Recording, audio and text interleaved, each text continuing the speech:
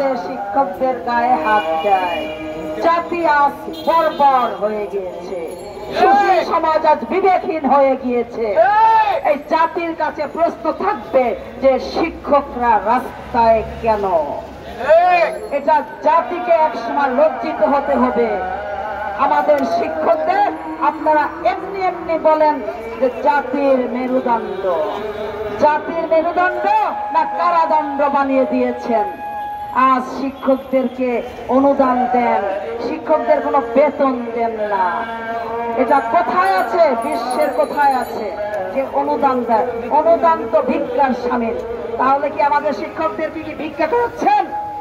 বাংলাদেশ আজ কোথায় নিয়ে গিয়েছে শিক্ষকদের জীবনযাত্রাকে? শিক্ষকের জীবনযাত্রাকে কোথায় নিয়ে গেছে? এটা জাতির কাছে প্রশ্ন থাকবে। আপনারা আপনাদের অতীতগুলা ভুলে গিয়েছেন, আপনারা আপনাদের শিক্ষকদের মর্যাদার কথা ভুলে গিয়েছেন। তাই যদি না হতো, আজ আপনারা বারবার বলছেন শতভাগ উৎসব ভাতা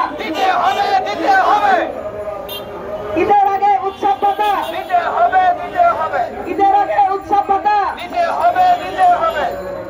চলতি বাজেটে বাড়ি ভাড়া এবং চিকিৎসা ভাতা, বাড়ি ভাড়া, সরকারি নিয়মে চিকিৎসা ভাতা।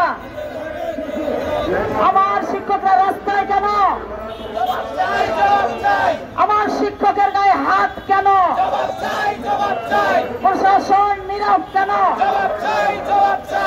আমাদের শিক্ষকদের পায়ে থাকবে তাদের হাত, কিন্তু আজ আমাদের শিক্ষকদের গায়ে হাত দেয় জাতি। আজ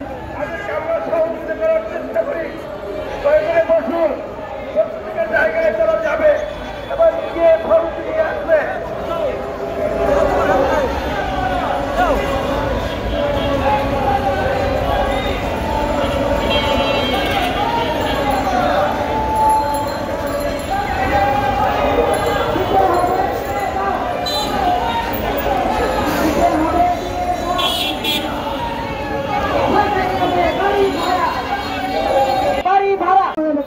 আপনাদের প্রকাশ করতে হবে। আপনার মুখে বলেন একটা, আর প্রজ্ঞাপন দিতে রাজি না। আপনাদের মাঠে এসে ঘোষণা দিবেন, সেটা বলবেন না। তাহলে কেন? সেগুলো তো আমাদের বললেন যে আপনারা মাঠ ছেড়ে চলে যান, আমরা মাঠ ছেড়ে চলে যাবো। এইভাবে আমাদের